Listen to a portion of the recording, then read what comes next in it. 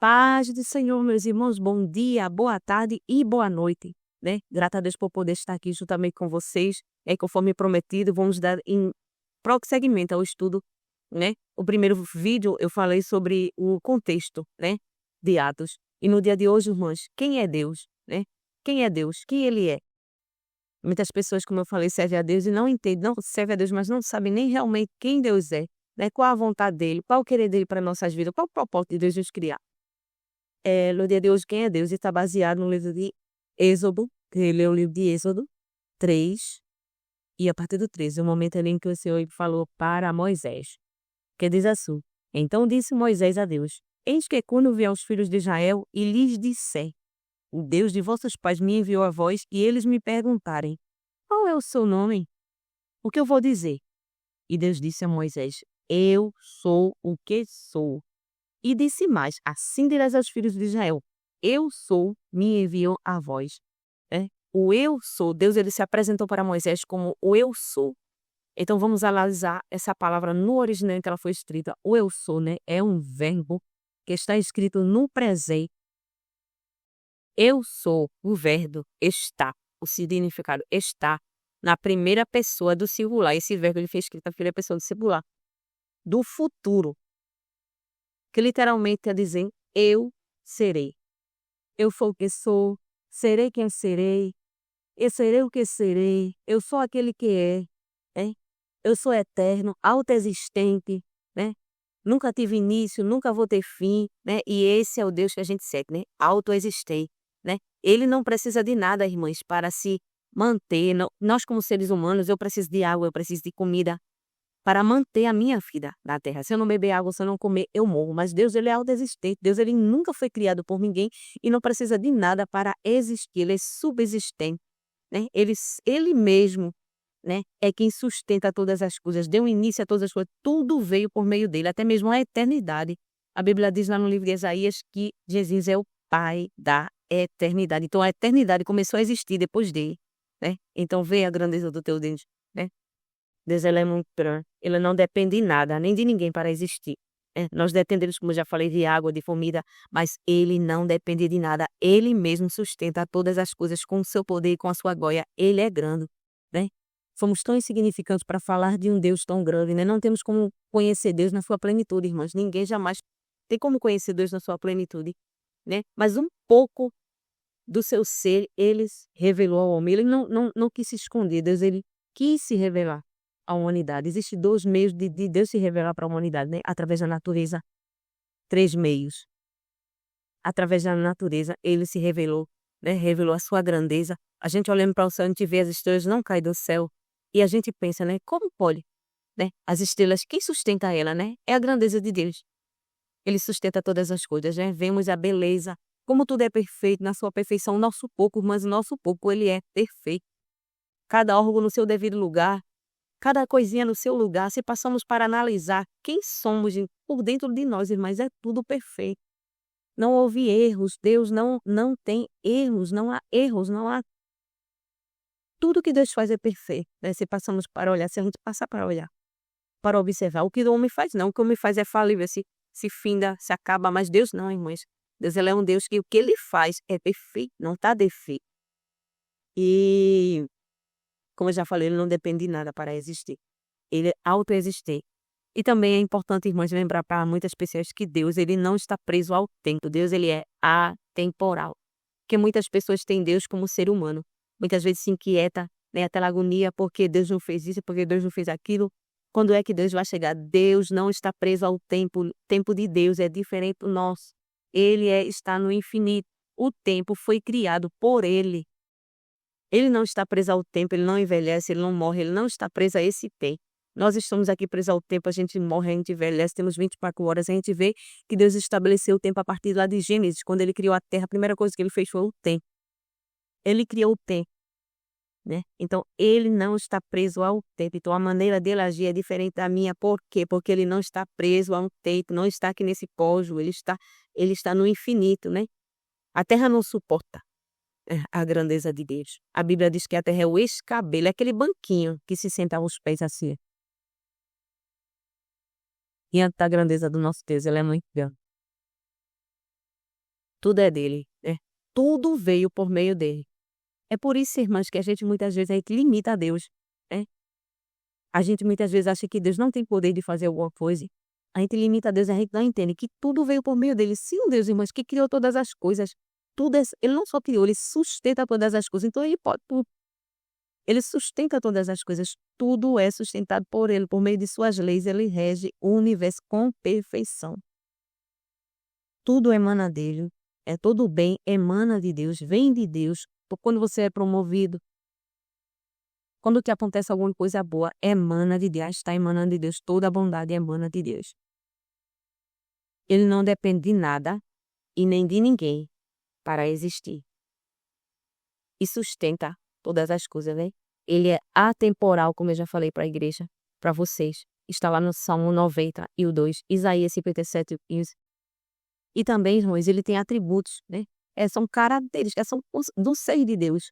Tem atributos que ele compartilhou com o homem e tem atributos que são tão somente de Deus, né? Mas eu vou entrar mais detalhado nessas coisas. Ele é santo. Lá no livro de Isaías fala que Deus ele é santo, a sua perfeição. A Bíblia diz que os querubins e os serafins, mas eles sabem da grandeza de Deus, da santidade de Deus e expressam reverência diante da santidade dele, né? A Bíblia diz que ele, com duas asas, cobre o seu rosto com reverência. Com duas asas eles voam, com prontidão para servir e cobrem seus pés. Então Deus ele é também onipotente, todo o poder está centrado em Deus, todo o poder está centrado nele. Deus ele é pai, irmãos, também ele é pai. Muitas pessoas querem Deus somente como um patrão, somente como um juiz, mas ele também é advogado. Ele é pai, ele se apresenta como pai na sua palavra, cuidando da sua criatura. Ele não criou o mundo e deixou ao acaso, não, ele cuida. O que a gente precisa como ser humano é tão somente confiar. O que ele quer de mim e de você é a confiança dele. Muitas pessoas vivem suas vidas, irmãs, independente, quer viver independente, né? Mas que possamos confiar. Ele quer somente a nossa confiança. Como Deus é pai, como a Escritura, ele apresenta a Deus como um pai. Ele gerou todas as coisas, ele deu início a tudo. O pai é aquele que gera, o pai é aquele que dá início. Então ele deu início, através dele veio todas as coisas. Então ele é pai, ele criou, ele gerou todas as coisas. Aí ele me gerou, ele te gerou. Lá o Salmo 89 e o 26, ele mostra isso, que Deus ele é o doador da vida, gerou, criou todas as coisas. Isaías 40, 64 e 8. E ele também sustenta, ele não só criou, porque pai não é só aquele que cria, é aquele que sustenta, que cuida. Não somente criou, mas ele cuida. Né? Agora, irmãs, para obter o cuidado dele é necessária a confiança. Confiar. O que ele quer de nós, o que ele exige de nós é a confiança. E de que maneira, irmãs? A Bíblia fala por outras diversas passagens, não vou entrar muito com detalhes, senão vai ter muito tempo. Como Deus é pai, a paternidade dele. Aquele pai que cuida, que zela, que sustenta, que ouve, que vê, que escuta, que está pronto a ouvir, que está ali do lado, que não sai do lado. Muitas pessoas pensam que, não, eu pequei, Deus saiu do meu lado. Não é verdade. A Bíblia diz, eis que estarei convosco todos os dias, até a consumação do século. Ele não sai do teu lado porque você pecou, não. O Espírito Santo pode se entristecer contigo se você permanecer no pecado, se o Espírito Santo pode se retirar, mas ele vai estar do teu lado. Porque é o Espírito Santo que convence o homem do pecado. Então, se o Espírito Santo sair do lado do homem, o homem está perdido, meus. O homem não tem como se chegar a Deus sozinho. E o amor de Deus, ele é incondicional. Muitas pessoas não entendem o amor de Deus. Acham que o amor de Deus tentam angariar a salvação, angariar com o cuidado de Deus. Acham que quando erra, Deus desprezou, Deus deu a resposta. E não é verdade. Não é verdade. Deus está sempre pronto a ouvir. Ele aborrece o pecado no pecador, mas não é o pecador. Quando Deus derrama sua ira, ele não derrama contra o pecador, é contra o pecado que está nele, no homem. Porque o pecado, irmãos, ele destrói a imagem do homem, que é a semelhança de Deus que Deus colocou no homem. Deus compactuou com o homem algum dos seus atributos e o pecado ele distorce aquilo ali. Então atrai a ira de Deus. E Deus muitas vezes ele permite o julgamento dele para que a gente se volte para ele. Não é contra mim, é contra o meu pecado. O que eu faço de errado diante dele. Quando a gente peca, irmãs, Deus não vai deixar de me amar porque eu pequei. Deus não vai deixar de me amar porque eu falhei, não. Ele está pronto a ouvir, como um pai. A gente disciplina o filho. Quando meu filho erra, eu bato. Quando era menor, aí bato. A gente disciplina, a gente dá um castigo, mas eu não vou deixar de amar o meu filho. Se meu filho, mesmo no castigo, estiver em perigo, eu vou lá, eu vou socorrer, eu vou ajudar. Ele diz assim a Deus. Deus, ele não retira a sua mão. Deus, a mão dele está sempre estendida. A Bíblia fala lá no livro de Isaías. Ele diz assim: eis que a minha mão não está encolhida, não está estendida. Agora o pecado, irmãs, ele cria uma barreira. Muitas vezes Deus não está me ouvindo, não é porque ele não está querendo me ouvir, não. Não é porque ele não está querendo atender, não. É que o pecado causa uma barreira. Ele é santo.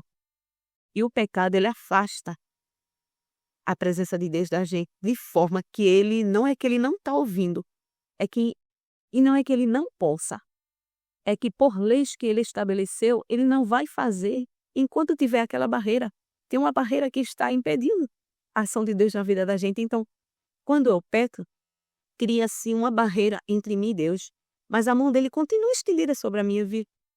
Continua estendida. Ai de nós se Deus retirar, não.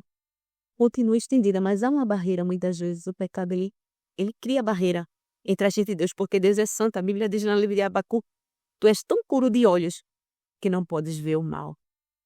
Então, irmãos, quando eu peco, não é contra mim, não é contra o pecador, é contra o pecado que está no homem, que Deus inicia ira, a ira de Deus, porque o pecado, irmãos, ele atrai a ira de Deus. Não tem algo que eu possa comparar, que possamos comparar com isso. Então muitas pessoas se acham, né, porque errou, né? Se acha, fica retraído. Deus não está mais me ouvindo. Não, Deus não está mais me vendo e não é verdade. Deus, ele te ama com amor incondicional. O que você faz não difere o amor de Deus. O que você faz, o teu pecado, ele não deixa, Deus não deixa de te amar porque você pecou. Não, ele vai julgar o teu pecado para que você se volte para ele. Mas ele não vai deixar de te amar porque você pecou, porque você errou. Ele aborrece o pecado, mas ele ama o pecador. O amor dele é incondicional, não é o que eu faço que faça com que Deus vá me amar mais ou me amar menos. Porque tem pessoas, irmãos, que vivem na escravidão, tentando angariar a salvação, tentando receber cada vez mais, achar que Deus deixa de amar porque ele pecou, porque ele errou, e começa a se martirizar.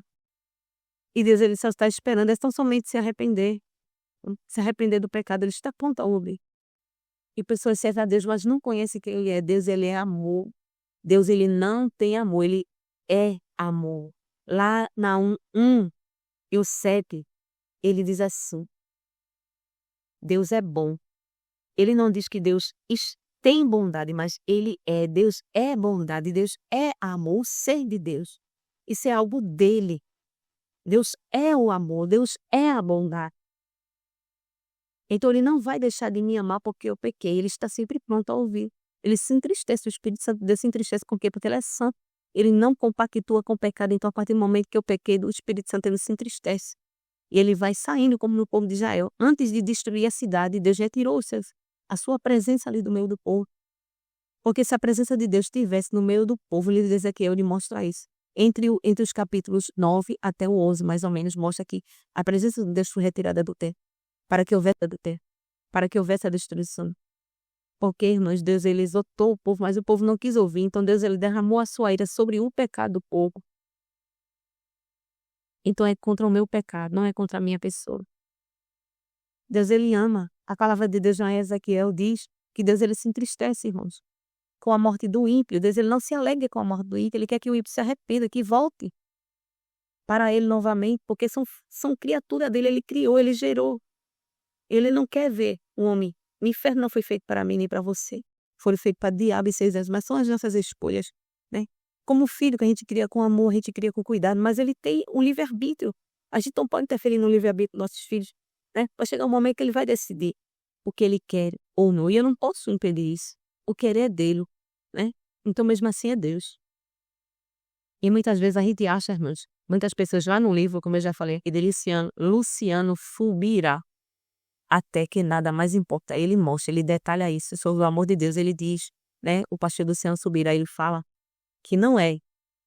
A gente tem que entender que a gente não entende. A gente acha que Deus ele é um Deus autoritário. Muitas pessoas acham que Deus ele é autoritário, né? Porque Deus quer tudo para ele. quer que a prioridade seja dele. Não é que ele precise, irmãos, diz Deus, ele não depende disso. Olha, se eu amar ele, se eu servir ele vai continuar sendo Deus. Mas se eu não fizer, ele vai continuar sendo Deus. Eu dependo adorar. Eu dependo de adorar ele, porque se eu não adorar, eu morro espiritualmente. Eu dependo, sou eu que preciso estar perto dele, sou eu que preciso buscar, é a minha alma que precisa. E ele quer, irmã, centralidade nele, que a vida da gente seja centrada nele, porque Luciano Subirá, ele explica bem, explicar se eu quiser ver lá o livro dele, ele explica, é por meio da palavra de Deus, como uma criança, como os nossos filhos. Eu, como meu filho, eu quero que o meu filho esteja centrado em mim, que a confiança do meu filho esteja em mim, que ele não confie em amigos, que ele não confie não, que ele confie em mim. Por quê, irmãs? Não é que eu já estou madura, eu já cresci, eu tenho minha profissão, eu tenho tudo, mas o meu filho não tem. Ele está ainda crescendo. Então, ele é que depende dessa confiança, porque eu tenho experiência, ele não tem. E eu não quero que ele passe por um momento difícil. Mas se ele errar, é ele que vai sofrer, não vai me afetar em nada, somente a gente vai sofrer como pai, e Deus também não sofre. Quando Deus ele diz, não, meu filho, não vai por aí, a gente erra, a gente vai. E Deus ele sofre por quê? Porque ele nos vê a gente sofrer. Mas aquilo ali não afeta em Deus, em nada no ser de Deus. Deus não vai deixar de ser Deus. Mas o querer de Deus é salvar todo mundo. Então o amor de Deus é incondicional, como um pai. Ele está sempre pronto a atender. Somos servos também, por quê? Porque devemos servir a Ele. Mas por servir a Deus, eu não devo servir a Deus, irmãos, por medo. Porque tem muitas pessoas também que servem a Deus por medo de ir para o inferno. Medo de Deus tocar no que é dele. Medo de Deus tocar nos filhos. Não, sirva a Deus por amor. Temos que servir a Ele por amor. Lá em Romanos 8,15 fala, eu não vos dei escravidão, não. Você não é escravo para servir a Deus por medo da condenação, não, por amor. Temos que servir a Ele por amor, com um pai, né? Sabendo que Ele nos trouxe nessa terra somente para sofrer, não. É uma herança, né? A vida cristã é uma herança, o sofrimento é herança, porque Cristo sofreu e é necessário que assim como nós vamos herdar a glória com Ele, herdamos também os sofrimentos de Cristo. Como os discípulos estão sujeitos a sofrer, né, aqui nessa terra. Mas também tem os momentos bons, irmãos. Somos herdeiros dele, né? E muitas vezes há pessoas passando por tantas vezes por momentos difíceis. E não é certo falar a palavra reivindicar, mas não usa a autoridade daquele que Deus deu como o filho pródigo.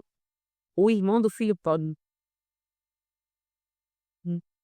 Que serviu todo o tempo ao pai, mas nunca usufruiu do que era do pai. Ele somente servia, mas não usufruía. Ele achava que só estava ali para servir, não é verdade. Não estamos, Deus não somos somente para servir, somos filhos. Eu sou serva, sou filha dele. Filho, irmão, ele tem direito à herança que Cristo, ele alcançou lá na cruz de Calvário. Somos herdeiros dele, né? Quantas pessoas muitas vezes passam por alguma dificuldade, alguma coisa, e é filho de um pai que é dono do ouro e da prata, que pode tudo. Deus ele prova a gente, mas há um momento que ele coloca a gente na prova que não tem quem tire não. Mas chega o momento de Deus ele fazer. E muitas vezes, sabe por que ele não faz?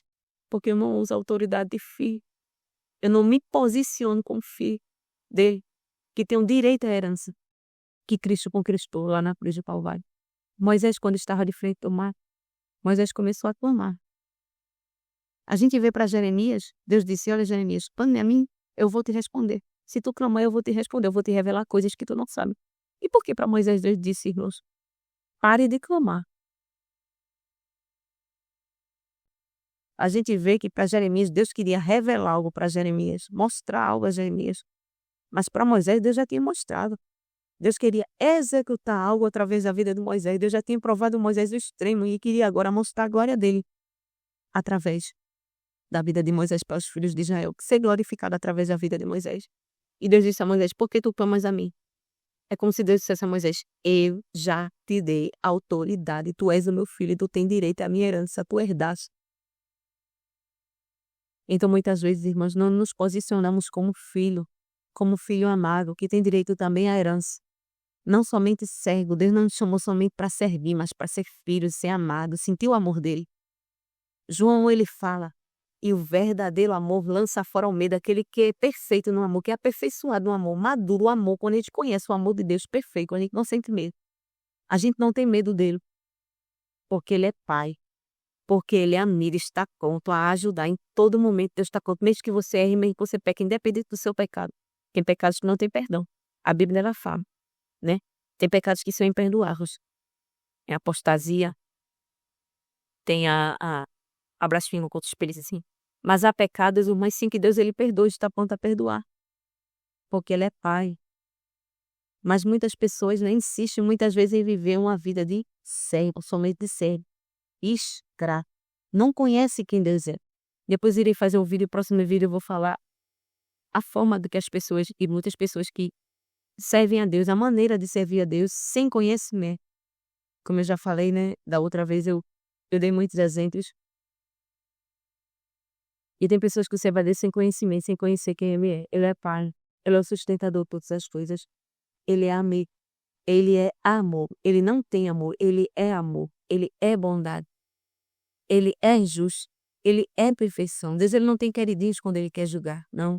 Ele julga todos de uma mesma maneira, da mesma forma, de acordo com o pecado de cada um. Mas Ele não julga menos um e mais o outro, não. Ele é Pai. Ele julga todos, mas de acordo com o seu pecado. Com justiça. Ele é Deus que julga com justiça. Eu não.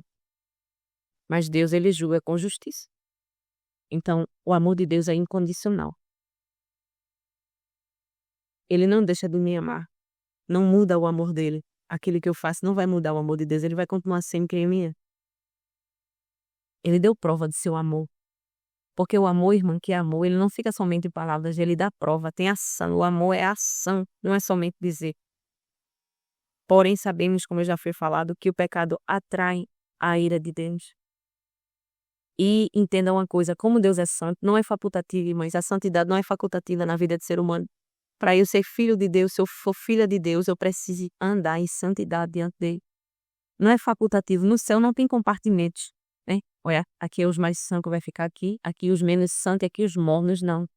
No céu é lugar de gente santo, independente de qualquer coisa. A santidade, irmãs, faz parte daquele que é filho de Deus. Não posso dizer que eu sou filho se eu não ando em santidade, se eu não busco andar em santidade. São um dos atributos que ele compartilhou conosco, a santidade, né? É necessário ser santo. Ser de santo como eu sou santo. Sem santidade não tem como se aproximar dele, porque ele é um Deus santo.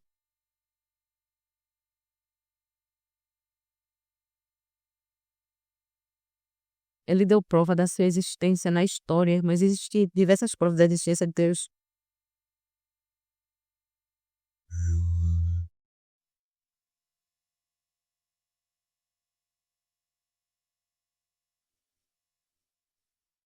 E também é impossível não conhecer a Deus. Todo mundo conhece a Deus, tem fome de conhecer a Deus. Deus se revelou para todo o homem. Não há nenhum homem que vai se excusar diante dele, como falou Paulo. Chegar diante dele e dizer, eu não te conheci, não é verdade. Ele se revelou através da natureza, ele se revelou na consciência do ser humano, todo homem, gente. Independente, se ele for criado dentro de uma mata, nunca ouvir falar de Deus, ele tem a consciência do que é bom e do que é ruim. Então ele faz o ruim, o mal com o que ele quer. Mas ele sabe o que é certo e o que é errado. Não falando relacionado à salvação, mas o conhecimento de Deus. Todos nós temos como conhecer a Deus. A negligência, eu posso negar a existência de Deus, mas eu o conheço. Mesmo os ateus, mesmo negando a existência de Deus, eles sabem lá dentro que Deus existe. Lá dentro do seu ser, ele sabe que Deus existe.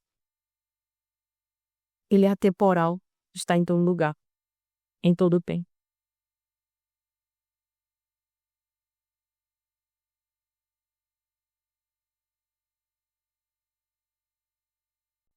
Deus, ele é, irmãos, imutável. O que ele fez no passado, quem ele foi no passado? O povo de Israel. Ele é hoje. Ele não muda. O tempo não muda Deus. As circunstâncias não mudam Deus. Deus, ele não muda nas suas atitudes. Quando Deus fala uma coisa, irmãs, ele não muda aquilo ali que ele falou. Porque muitas pessoas, muitas vezes, não conseguem confiar em Deus. Acha que o que fez vai mudar quem Deus é, que vai mudar quem o ser de Deus, e não é verdade, né? Sabemos que existem promessas condicionais, promessas incondicionais, e para alcançar as promessas de Deus, precisamos estar ali na brecha. Precisamos estar ali posicionados. Sabe, isso não estivermos na posição, se a promessa for condicional, não acontece. Mas isso não muda quem Deus é. A Bíblia diz que o Senhor, quando ele julgando o pecado do povo de Israel, mas ele disse a eles: os meus pensamentos ao seu respeito não são os teus pensamentos. O pensamento do povo era pensamento de derrota. Deus não quer mais saber de mim. Lá em Isaías 40, é bem interessante, se for ler lá em Isaías 40, o povo estava desanimado. Estavam no cativeiro. E Deus ele fala com o povo. Diz assim, ó, 40 e 27. Por que dizes, ó Jacó? E tu falas, ó Israel, o meu caminho está encoberto ao Senhor, e o meu juízo passa de largo pelo meu Deus. É como se eu dissesse, Deus não está vendo que a gente não está mais olhando para nós. Ele não quer mais saber de nós. Aí ele diz assim, tu não sabe, tu não tem consciência, quando já tivesse experiência comigo, tu não ouviste falar de mim? Não sabes, tu não ouviste que o eterno Deus, o Senhor, o Criador de tudo, ele nem se cansa, nem se fadiga. Então os pensamentos dele ao meu respeito, ao teu respeito, não são os nossos pensamentos. São pensamentos de paz. O que Deus quer, o que ele pensa ao nosso respeito. Muitas vezes a gente peca, a gente erra e pensando que Deus está pensando coisas ruins de nós e não é. O pensamento dele não vai mudar. O pensamento de Deus ao meu respeito é ao teu respeito, irmão. Não muda o ser de Deus, é com um pensamento de paz, né? Mas ele quer que a gente se volte para ele. Quando ele permite alguma coisa de ruim, não é que ele queira, o pensamento dele é destruir, não é verdade. É que o pecado ele atrai. É algo como fosse um imã. Se a gente coloca um imã, ele atrai o ferro. É a mesma coisa do pecado. Atrai consequências para a nossa vida. Como eu já falei, existem regras, leis que precisam ser cumpridas. Não é que Deus queira aquilo ali, é que você atraiu aquilo ali para a sua vida. Então que eu possa entender um pouco, mas eu espero te ajudar, né? Algumas pessoas, não que eu tenha um alto conhecimento do meu Deus, quisera eu, ser tão pequeno, tão insignificante que somos, falar de um Deus tão grande. Mas de acordo com a palavra dele, ele se revela. Tem muitas outras coisas, se eu não fosse falar de Deus, a gente ia passar o dia todo aí falando. Mas não temos como entender Deus na sua totalidade, mas o pouco que a gente sabe, permita que a gente entenda quem ele é, conheça quem Deus é. Ele está sempre pronto para perdoar, sempre pronto para abraçar, os braços dele estão sempre abertos. Como ele falou na parábola do filho pródigo, mesmo que ele errou, achou tudo que tinha, mas o Pai estava lá de braços abertos para recebê-lo e restaurar, restituir aquele que foi perdido. Então Deus ele ama o pecador, ele aborrece o pecado, mas ele ama o pecador e somos filhos, somos herdeiros. Temos direito à herança de Cristo. Como filhos amados, que possamos nos posicionar como filhos, não somente em querer algo de Deus, mas com intimidade, com proximidade, com amor, porque o filho, mas ele não é como um servo, como fala Paulo. O servo, ele serve por medo, porque ele sabe que se não servir, ele não vai ganhar dinheiro, se não servir, ele vai ser castigado, mas o filho não, esse ele serve por amor, porque quer agradar o Pai. Então que possamos nos posicionar como filho, né? Entendendo que não é o que eu faço que vai mudar o ser de Deus, não é o que eu faço, eu não vou chegar diante de Deus pelas minhas obras. Não vou me justificar diante de Deus com as minhas obras, não o que eu faço que me justifica diante dele, mas é pela graça, né? É um dom gratuito dele, e que eu possa me posicionar como filho, servir ele com amor, não para receber algo impróprio, não para receber o amor dele, porque o amor dele, eu já sou amada. Desde que eu nasci, eu sou amada por ele. Ele ama o pecador, ele ama aquele que se arrepende do pecado, mas ama também aquele que não se arrependeu ainda também. Tem um amor de Deus. Então somos filhos, somos servos, somos amigos, somos íntimos. Então que possamos nos posicionar nos posicionar nisso aí, ser filho, ser servo, ser amigo. E ser amado, sentir o amor dele. E entregar tudo nas mãos dele, irmão. Quando a gente coloca tudo na mão dele, a gente entende o verdadeiro amor dele. Mas quando a gente está tentando fazer com as nossas forças, aquelas pessoas que não entendem quem Deus é, o amor dele, ele está sempre pronto a fazer. Há muitas coisas na vida da gente que ele permite. Não é porque ele quer permitir, não. Ele não quer o teu mal, não. É porque eu não tenho colocado na mão dele. A Bíblia diz que ele trabalha para quem espera nele. É necessário confiar, esperar, para ver o agir, para ver a ação de Deus. Então se posicione como filho, como amigo e sirva Ele com amor. O próximo vídeo que eu vou trazer sobre as formas de servir a Deus. Diversas formas, né? Pessoas que servem a Deus de formas diferentes, de maneiras diferentes.